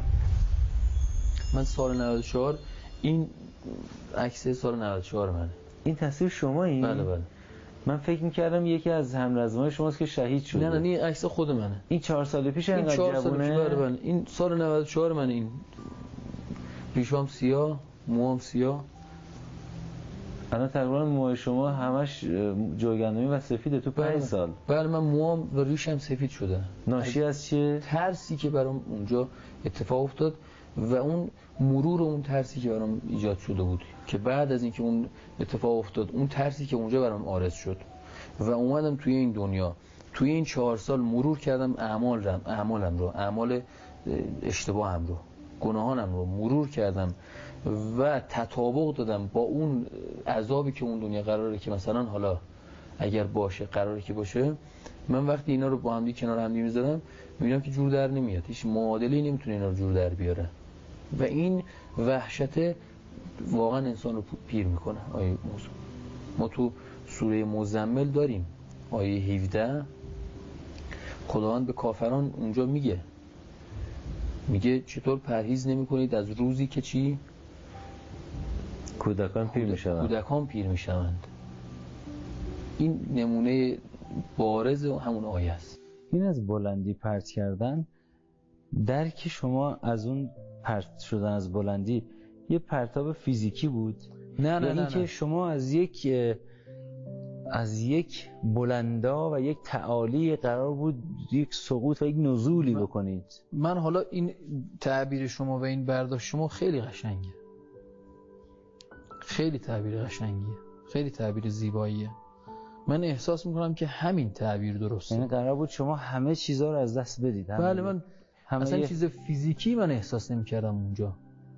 من احساس میکردم که اگر این اتفاق بیفته من از اون مرتبه و تعالی بالا پرت خواهم شد، از تمام جایگاه ها نزول میکنم. بله اون قدرتی که من عنایت شده بود در اول کار، اون قدرتی که من عنایت شده بود، اون احاطه‌ای که داشتم به محیط، یا احاطه مثبتی که داشتم نسبت به محیط، اون احاطه قطعا از من گرفته خواهد شد و اون یک پرتاب از بلندی در واقع هستش. خود تجربه آقای محمود شاهی هم خیلی تجربه واقعا قابل توجهی و مهمی بود. ببینید من این نکته رو ابتدا عرض بکنم، اصلا حقیقت دین چیست؟ چرا انبیا آمدن؟ چرا نبی گرامی اسلام مبعوث شد؟ چرا وحی نازل شده؟ بعضی خیال میکنن وحی آمده تا جای علم رو بگیره، جای فلسفه رو بگیره. نه، این غلط. لذا بعضی خیال میکنن حالا که علم پیشرفت کرده یا فلسفه پیشرفت کرده دیگه نیازی ما به دین و وحی نداریم. این غلطه. حقیقت وحی و حقیقت دین اینه که رابطه ملک و ملکوت ها رو توضیح بده. یعنی بین ملک و ملکوت یه پیوند وثیقی هست. اینو نه علم میفهمه تا روز قیامت، نه فیزیک نیوتنی فهمید، نه فیزیک انیشتین، نه کوانتوم مکانیک، نه شیمی، نه زیست شناس، نه هیچ علم دیگری، و نه فلسفه ها میفهمن. فلسفه ها هم اینو نمیفهمن. این کار وحیه و کار دینه. این که گفته میشه اگر صدقه بدهید رفع بلا میشه، اگر صله رحم داشته باشید، احترام والدین رو نگه بدارید، عمرتون طولانی میشه، مرگ‌های فاجعه‌ای ازتون دور میشن. این پیوند ملک و یعنی صدقه دادن، ظاهرا یه پولی به فقیری دادید، به نیازمندی دادید، به خانوادت کمک کردید. انفاق، نفقه به خانواده، اول والدین، بعد به دیگران. این عمرتو طولانی میکنه. این یعنی ملک و ملکوت. ببینید این قضیه‌ای که برای آقا محمود پیش آمد اینه، این نکتهش که یه حق الناسی گردنشه، روح از بدن جدا شده، مخیرش کردن که بره بهشت، اما یه تنزلی داره، یه سقوطی داره، ولی بهشت میره. این تنزل و این سقوطه مال اون حق الناسی است که گردنش هست، که کسی رو آزار داده. یعنی حتی شخصی مجاهد فی سبیل الله باشه، شهید در راه خدا باشه، حق الناس گردنش هست. حداقل اثر این حق الناس و حداقل اثر ملکوتی این ملک، امر ملکی یعنی اما آزار رساندن به اون شخص، اثر ملکوتیش اینه که تنزل جایگاه پیدا میکنه. لذا مسئله حق الناس با مسئله حق الله اینها جداست. بله، وقتی جهاد الهی است، حق الله، خدا فرموده جهاد کنید، در راه خدا جهاد کنید، اموالتون انفستون در راه خدا بدید. این شخص به خاطر جهاد در راه خدا مقام بالایی نصیبش میشه، اما به خاطر اون حق الناس تنزل پیدا میکنه، چون این ملکوت اون ملک است. و دقیقاً دین آمده است تا این رابطه ملک و ملکوت ها رو به ما معرفی بکنه. لذا ما تا ابد محتاج وحی و دین الهی هستیم، چون محتاج شناخت رابطه ملک و ملکوتیم. من اولین چیزی که یادم میاد که اراده کردم وایسم توش 2 سالگیم بود. 2 سالگیم بود. خب چی بود؟ قضیه 2 سالگی و اون ضربه. 2 سالگی من عرض میکنم خدمتتون که من 2 سالم بود، برف باریده بود، زمین یخ زده بود.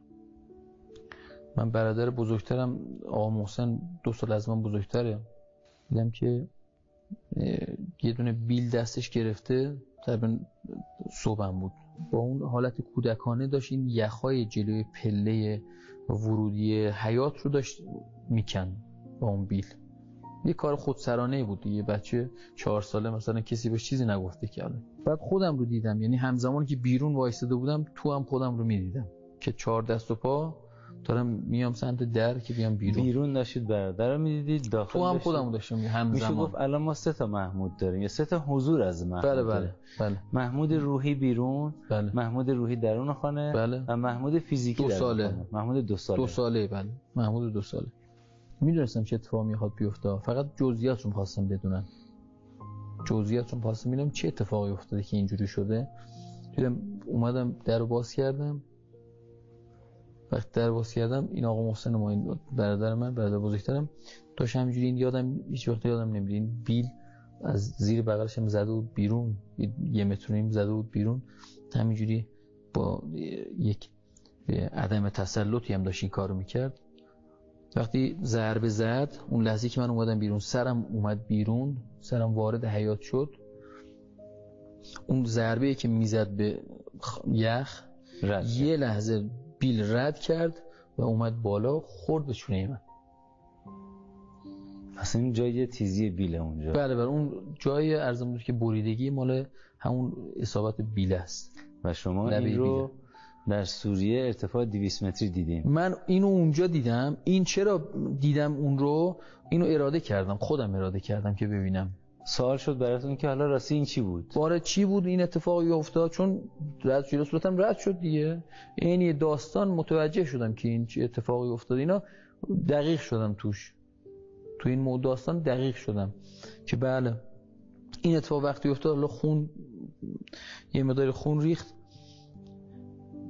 به صدای گریه من مادرم خودش رسوند. محسن بیلی زد به خورد به چونه محمود، چونش زخمی شد. حالا بخیه نخورد، نبرده مثل بخیه بخوره، ولی خیلی زخمی شده بود. خیلی هول خودش رسون بالا سر من، نگاه کرد، خیلی مضطرب. من نگاه میکردم، خیلی مضطرب منو بغل کرد. من آقای موضوع به خاطر اینکه نگرانی مادرم برطرف بشه، الظاهر به خاطر اینکه نگرانی مادرم برطرف بشه، رفتم توی زخم، رفتم اون جزئیات زخم رو ببینم چه جوریه، چون کنجکاو بودم. این سوالی بود که برام ایجاد میشد همیشه وقتی جلو آینه میدیدم زخم رو میدیدم، میگفتم که این مثلا این زخم چه جوریه، چه اتفاقی افتاده که مثلا چقدر مثلا زخم بوده، چرا بخیه نزدن فلان. این سوال بود دارم. رفتم تو زخمم و رفتم دیدم که آنچنان مثلا چیز نیست، زخم عمیقی نیست که مثلا نیاز به بخیه داشته باشه اینا. که اومدم بیرون، دوباره اومدم بیرون، به مادرم دلداری میدادم. تو همون حالت به مادرم دلداری میدادم که نگران نباش، هیچ نیست، هیچ اتفاقی نیفتاده، نیاز به بخیه نداره، خونریزی کرده ولی نیاز به بخیه نداره. ولی ایشون هم متوجه نمیشد. بله ایشون بله متوجه نمیشد. من حالا خودم حالا به زعم خودم که مثلا احساس می‌کردم متوجه میشه، احساس می‌کردم دارم دلداری بهش میدم، ولی متوجه نمیشد دیگه. واقعیت امر متوجه نمیشد. ولی به واسطه این اعمال بدی که من انجام داده بودم، یه ندایی اومد همونجا. یعنی بعد از اینکه این تمام زندگیم از جلوی صورتم رد شد و این اتفاقات بد رو من دیدم، ببینید شاید سوال تو ذهن عزیزان باشه که آیا اتفاقات خوب رو هم میدیدی یا نه؟ خب بله اتفاقات خوب رو میدیدم، اما انگار که اتفاقات خوب وظیفه بود برای من، تأثیر آنچنانی نبود. و اگر یه ترازو رو در نظر بگیریم آقای موزون، انگار که اون کفه کارهای بد به حدی سنگین شده بود که کارهای خوب اصلا دیده نمیشد. ضمن که اون بدا بیشتر حق و ناس بود. بله عمده این بدی هایی که عرض می‌کنم حق و ناس بود، حق و ناسای ریز و درشت، حق و ناسایی که ریزترین و کوچکترین اعمالی که به دید ماها در این دنیا بسیار بسیار ناچیزه، بسیار بسیار ناچیزه. ما یه نفری از جلوی ما رد میشه، با چشم همدیگه اشاره میکنیم، مثلا حالت تمسخر، مثلا بسیار سنگینه های موضوع این، بسیار بسیار سنگینه و تا زمانی که اون بنده خدا از ما نگذره گذشتی وجود نخواهد داشت. اون دنیا اینقدر این گسترده میشه، اینقدر زیاد میشه این فشار، این همین یک کار. حالا ببینید ما تو زندگیمون چقدر از این کارها کردیم، چقدر از این کارهای ریز و درشت انجام دادیم و شما اینا رو تک تک میدید. من تک به تک، لحظه به لحظه، آن به آن من همه اینا رو میدیدم، نفس به نفس همه اینا رو درک میکردم. ممکنه یک ذره کار شر یا ذره کار خیر بوده و شما ندیدین؟ به هیچ عنوان، به هیچ عنوان امکان نداره. امکان نداره. ممکنه بیشتر دیده باشین یا کمتر دیده باشین. نه، ببین دقیقاً همون کاری که شما انجام دادید با همون کیفیت برای شما پخش میشه، برای شما نمایش داده میشه به قول خودمون و هیچ چیزی جز حسرت برای ما باقی نمیمونه. خدا عنایت کرده، لطف کرده، ما رو برگردونده، ولی میرسه روزی که برای کسایی اتفاق میفته که برگشتی در کار نیست. ما برای اون روز چه داریم؟ حالا ما که برگشتیم، اگه بر نمیگشتیم چه اتفاق میفته؟ بر اساس آموزه‌های نورانی قرآن کریم، آدمیان پس از این زندگی با جهانی مواجه خواهند شد که شکل گرفته از مجموعه اندیشه ها، گفتار و رفتاری است که در این زندگی دنیا از آنان سر زده است.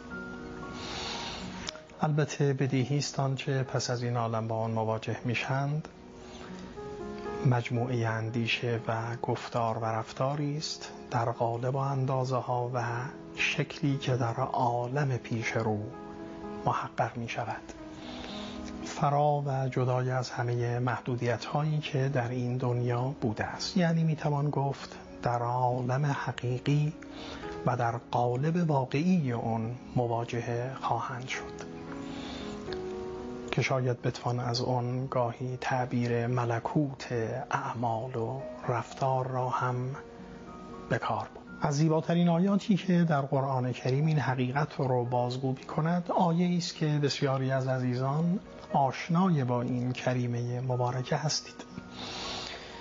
سعسعة بن ناجیه جد شاعر توانمند عرب فرزدق است، همان که در مقام سید الساجدین در مسجد الحرام قصیده ماندگاری رو بازگو کرد که از شاهکارهای ادب و معرفت است.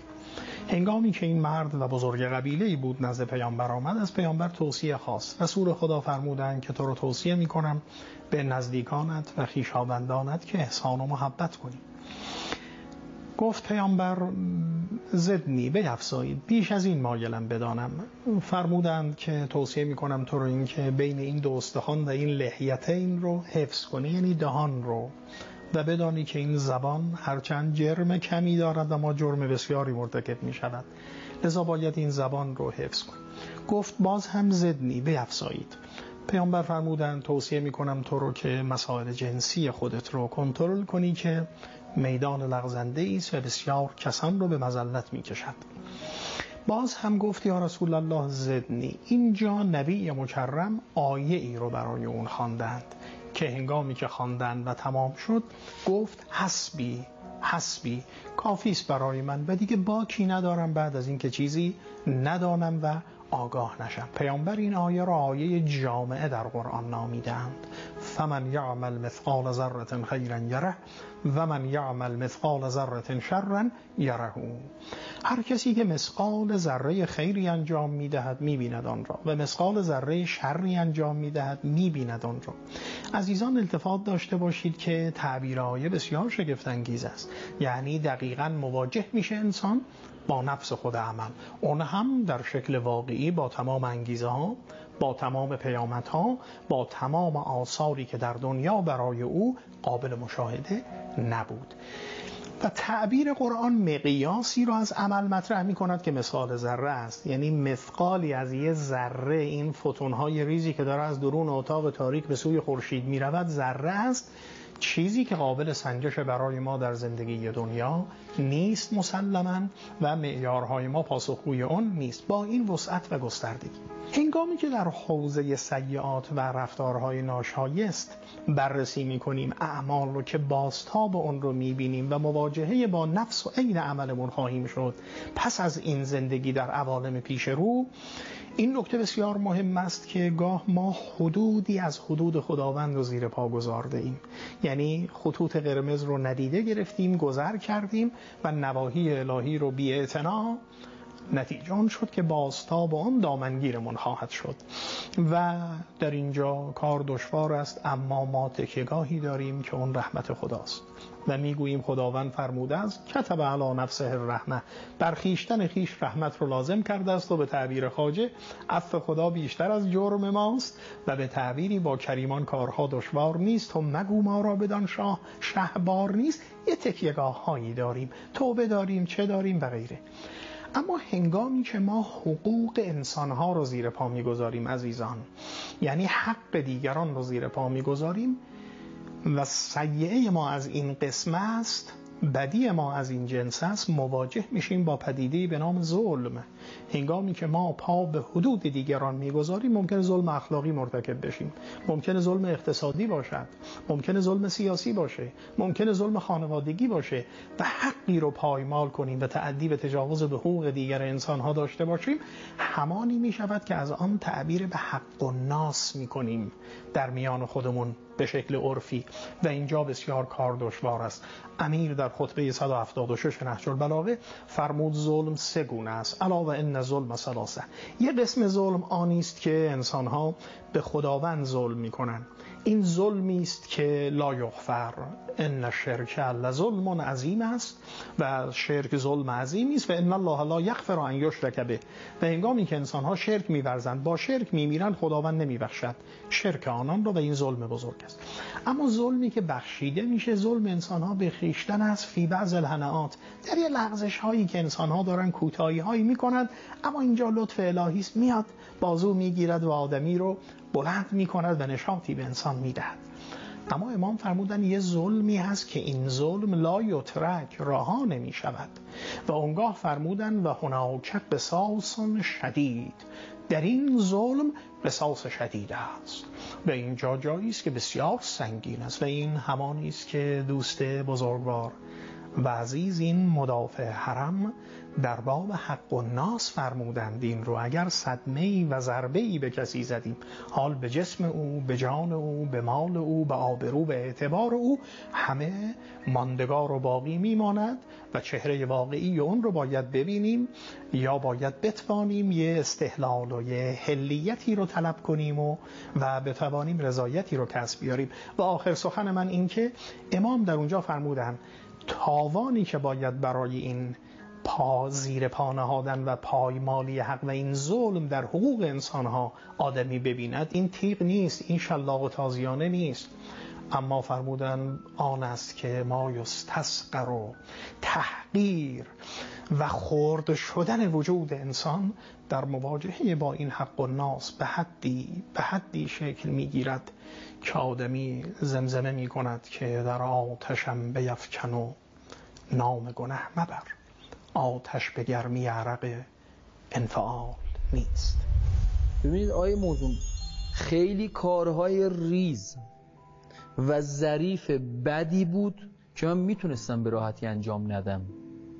این خیلی اذیتم میکرد که اینو دیگه چرا انجام دادم. این خیلی اذیتم میکرد، این خیلی فشار به من می آورد که کارهای بسیار بسیار ریز و ظریفی بدی بود که میتونستم انجام ندم، به راحتی آب خوردم میتونستم انجام ندم اون کارهای بد بود.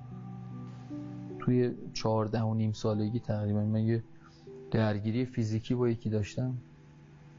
درگیری فیزیکی؟ بله درگیری فیزیکی سر بازی فوتبال، سر درگیری فیزیکی بود بازی فوتبال. حالا تو اون درگیری من یه مشتی زدم تو صورت یه بنده خدایی که از دوستان ما. نه همسن سال بود. بله همسن سال خودمون بودن ایشون. الله انشالله که از همین برنامه ما رو ببینن و ما رو حلال کرده باشن. تو همون درگیری فیزیکی من این مشت زدم تو صورت ایشون، دندون ایشون شکست. من این صحنه رو به وضوح دیدم. به چه شکل دیدین این صحنه رو اونجا؟ ببینید اون صفحه که وایساد، من وارد صحنه که شدم پشت خودم ایستاده بودم. صحنه رو داشتم میگم ولی با جزئیات تمام. سرعتش چه سرعت مشت؟ عرض می‌کنم خدمتتون که با جزئیات تمام، اما فریم به فریم انگار که این آهسته به صورت صحنه آهسته داشت اتفاق می‌افتاد و من حسرت می‌خوردم و من تلاش می‌کردم که نذارم این اتفاق بیفته، چون می‌دونستم چه اتفاقی قراره بیفته. این مشت من که میرفت سمت صورت این بنده خدا، تا زمانی که اصابت کرد به صورت این بنده خدا دیگه من اون امیدم دیگه گسسته شد. این محمودی که ناظر بود و روح بود چه واکنشی داشت به این حرکت؟ ای نزن یا نه جلو نرو، تا اینکه رفت مشت به صورت این بنده خدا که رسید و اصابت کرد به دندونش و دندونش شکست و من فهمیدم که چطور بوده. این فشار بر من دوباره زیاد شد. چی بود اسم این آقا؟ آقای شهیری. بله. اسم کوچیکشون چی بود؟ بهمن آقای بهمن. بله دیگه هم که نشد هم دیگه رو ببینید. بفرمایید آقای بهمن آقای شهیری.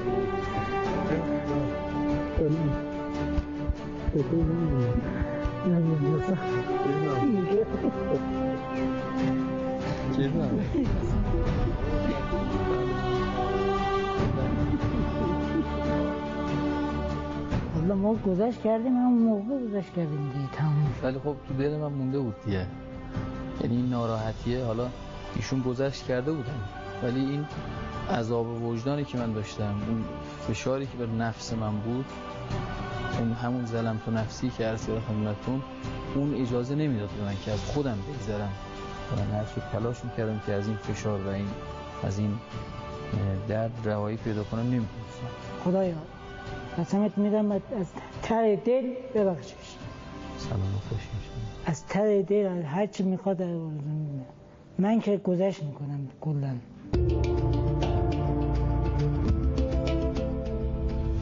دندون ما رو جمعه الان هم که من چیز دندون جلویی و مصنوعیه. اون موقع که بچه بودم جوانی ها این زد دیگه در نیامد. اون موقع ما دندون شکست دیگه یارو اومدیم گفتیم بچه است و فلانه، این بخشش دیگه تموم شد. نه هیچی، اصلا یه قرون، اصلا ما خودمون دیگه بیخیال شدیم. چطور بود این حس و حالتون؟ من واقعا هنوزم که هنوز شوکم، هنوزم که هنوز الان نشستیم اینجا، هنوزم که هنوز شوکم. حالا 2-3 روز بعد شاید مثلا متوجه میشه اتفاقی افتاده.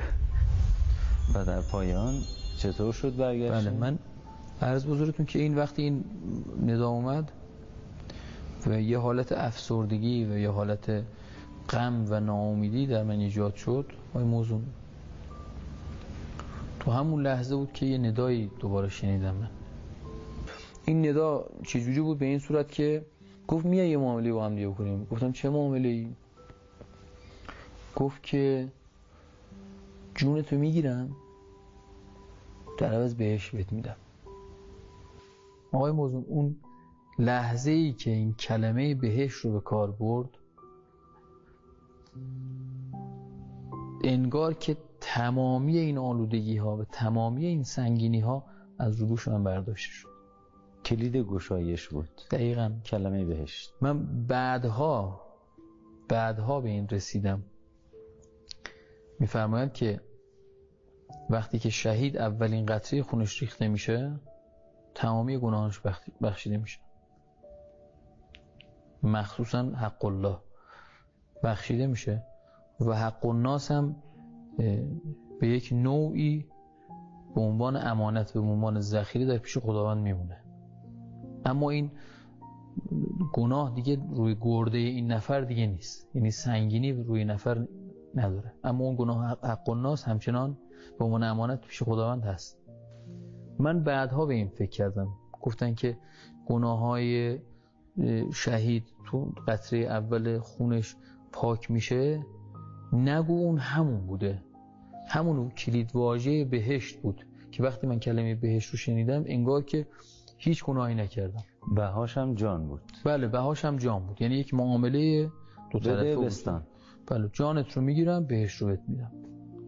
این سوال از یه بله بگین دیگه. بله اگر من بله میگفتم تمام بود بدون اجازه بزرگتران. بله.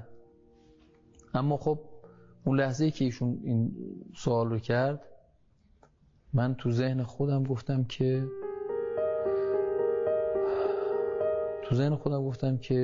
آخه من خانمم تنهاست.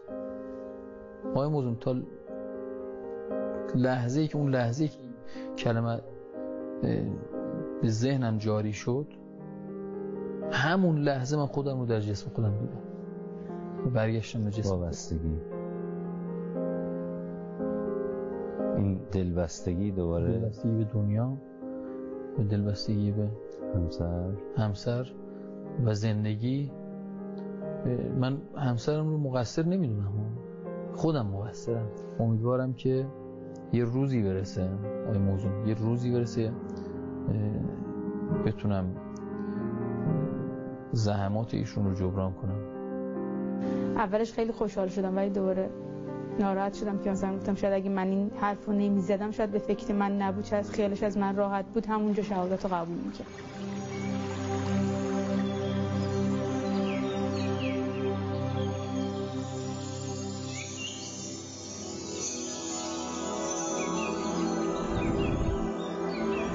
بعد از اون تجربه از مرگ میترسیم؟ واقعیت رو بخواید آقای موزون نه. چرا؟ ببینید همونطور که عرض کردم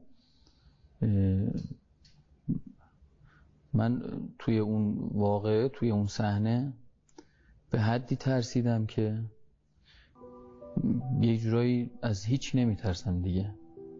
مرگ ترس نداره، من ترس داره. بله دقیقا. خود مرگ، خود اون اتفاق مرگ بسیار بسیار شیرینه. بسیار شیرینه، بسیار. حالا برای من تاکید دارید روی این شیرین بودن من. بله بسیار بسیار فرح بخش، بسیار بسیار شیرینه خود اون واقعه. اما شما بعد از اینکه این مرحله رو رد میکنید و وارد اون عالم که میشید و اون اعمال، بله اون لحظه‌ای میرسید که شما به حساب میرسید، اونجاست که ترس اصلی اونجا حادث میشه. بهش رمز گشایش و آرامش بود، وابستگی رمز بازگشت. دقیقاً همینطوره. بله اون وابستگی باعث شد که من از اون آرامشه گسسته شدم. بله. مرگ برای شما معناش چی شد؟ فرق کرد بعد از این تجربه؟ ببینید مرگ، خب حالا ما تو احادیث و روایاتمون خونده بودیم در مورد مرگ که یک انتقال روحیه، یک ارزم بزرگتون که این دانش شما بود. بله این چیزی که من تجربه، اما نه تجربه یه جورایی میشه گفت که میتونه در هر کسی متفاوت باشه. این تجربه میتونه متفاوت باشه، اما اون چیزی که من برداشت کردم از مرگ در واقع یک نوع از خواب بیدار شدنه. به نظر من بیدار شده بودیم، به واقعیت رسیدنه. بله من احساس میکنم که وقتی کسی میمیره به اون واقعیت اصلی میرسه. اذا ماتوا فانتبهوا. بله من برداشتم این از مرگ، یعنی از یک دنیای خیالی، یک دنیای غیر واقعی به یک دنیای واقعی انتقال پیدا میکنه انسان. و زندگی که الان هستیم تعریفش برای شما چی شد در تجربه خودتون؟ ما اینجا داریم چی کار میکنیم؟ اینجا کجاست؟ ببینید تعابیر مختلفی میشه استفاده کرد. و تجربه شما چی؟ من میخوام تغییری که در تجربه شخصیتون رخ داد، تجربه شخصیتون باعث شد اون تغییر در باور شما یا در برداشت شما از این زندگی رخ بده، اونو میخوام. ببینید اون چیزی، اون تغییری که در من ایجاد شد یک جورایی میشه گفت های موزون توکل من رو خیلی زیاد کرد در کارها. توکل من رو در کارها خیلی خیلی زیاد کرد. و اون بعد بعدیش اینی که از مرگ من دیگه نترسیدم، چون من قبلترش از مرگ میترسیدم و اون اتفاقاتی که حالا من شنیده بودم که حین مرگ اتفاق میفته بعد از مرگ اتفاق میفته، اونها برای من حل شد. خیلی از موضوعات حل شد برای من با این تجربه‌ای که من داشتم. بله. و واکنش دیگران درباره اینکه این تجربه رو از شما بشنون چطور بود؟ ما دل به دریا زدیم میگم. بله واقعا چون واقعا سخته های موضوع. من حالا یکی از اون قضاوت‌های نامردانه‌ای که هست و قضاوت‌های سختی که هست اینه که حالا تعدادی از دوستان ما که شنیدن، من خیلی جزئی براشون یه چیزهایی تعریف کردم، گفتم قضاوت‌های نامردانه‌ای میکنن و احساس میکنن که دیگه ما چون رفتیم اونجا رو دیدیم اومدیم دیگه معصوم هستیم و هیچ خطایی نباید بکنیم، در صورتی که اصلا اینجوری نیست. ما به اقتضای زندگی که داریم خب بعضی موقع‌ها عصبانی میشیم، بعضی موقع امر و نهی میکنیم کسانی رو. خب این موضوع باعث میشه که طرف برمیگرده میگه بابا بیا شما که رفتی اون دنیا رو دیدی اومدی اخلاقت شده این، یا مثلا شما که از شما بعیده، شما که رفتی دیدی اومدی از شما بعیده. دو صورت داره. حالا که مثلا اینجوری هستین دو صورت داره، یا اون دنیا دروغه یا شما نرفتی ببینی. دقیقاً بله. بعد این خیلی اذیت کننده تره که شما رو قضاوت میکنن و انتظار دارن که بهترین رفتار رو از شما ببینن، سالمترین کاملترین رفتار از شما ببینن، در صورتی که انسان فراموشکاره، لغزش‌هایی داره. انسان لغزش میکنه، بالاخره عصبانی میشه، امکان داره که خطایی از ما سر بزنه. همینطور. حالا انشالله که این برداشته بشه، این برداشت رو نداشته باشن اقوام ما، دوستان ما، آشنایان ما، کسانی که این برنامه رو میبینن، اون دیدی که نسبت به بنده داشتن قبلا، من خواهش میکنم ازتون که اون دید بر نگرده، این دید عوض نشه. من همون محمود شاهی هستم، تغییر در من ایجاد نشده. تغییرات ایجاد شده در من، نه اینکه حالا ایجاد نشده باشه، اما بالاخره خب من هم خطا میکنم مثل همه انسان ها. بله همینطور. اما درصد خطا رو ما سعی کردیم که بیاریم پایین. بله. بیننده محترم، درد دل آقای شاهی رو شنیدین. محمودها و شاهی‌ها خیلی زیادن و اجازه بدیم راحت زندگی کنن. اگر دل به دریا زدن و سینه به زخم و تیر طعنه سپردن، ما نباشیم اون کسی که تیر طعنه رو رها میکنیم و زخم میزنیم. بالاخره از خودش گذشته و گفته میرم این تجربه رو از طریق رسانه رها میکنم تو خونه های مردم، شاید به درد کسی بخوره. قرار نیست ما به درد بیاریم دل این تجربه گران.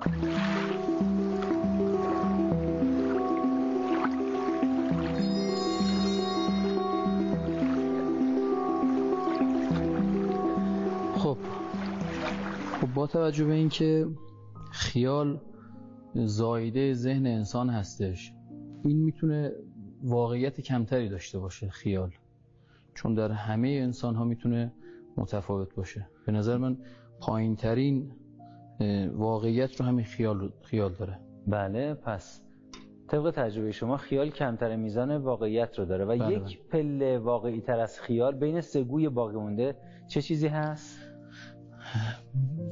من احساس میکنم که خواب به خاطر اینکه خواب هم زایده فعالیت‌های روزمره یک انسانه، این هم میتونه از درجه واقعیت کمتری برخوردار باشه به نظر من. بله. و طبق تجربه شخصی شما یک پله واقعی تر از خواب بین دو گوی باقی مونده چی هست؟ من فکر میکنم که اینجا، البته نسبت به آنجا، واقعیت کمتری داره، چرا که هر آن چیزی که انسان در اینجا میبینه چون با جسم داره این رو میبینه و در بعضی از موارد روح دخالت کمی داره، من احساس میکنم که از واقعیت کمتری برخورداره. بله. بنابراین واقعی ترین گوی که گوی چهارم هست مشخص شد طبق تجربه شما. بله بله. به نظر بنده آنجا از واقعیتی برخورداره که ماها نمیتونیم درک کنیم تا زمانی که اون رو تجربه کنیم، و اگر کسی نتونه این رو تجربه کنه، آنجا رو نتونه تجربه کنه، نمیتونه به این واقعیت دست پیدا کنه.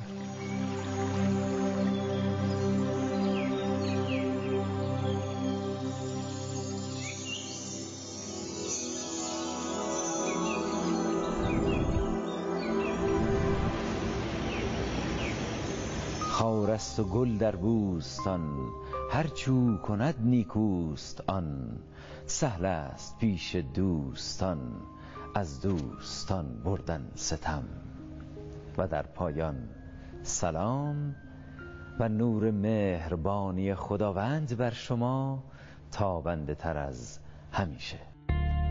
ملکا ذکر تو گویم که تو پاکی و خدایی.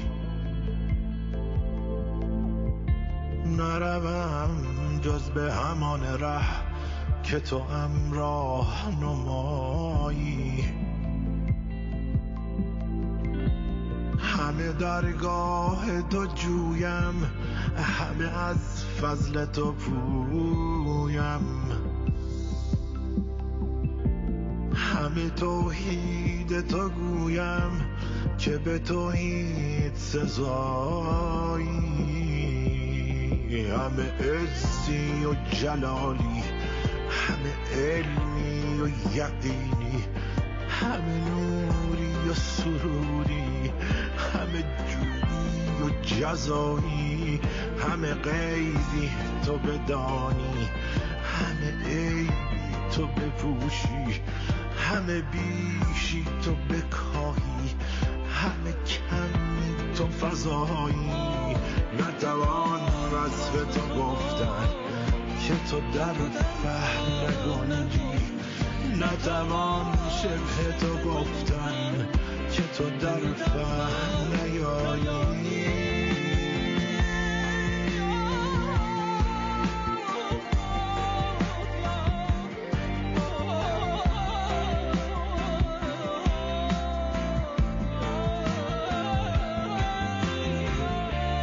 تو زن و جفت نداری، تو خور و خفت نداری. احد بی زن و جفتی، ملک کام روایی.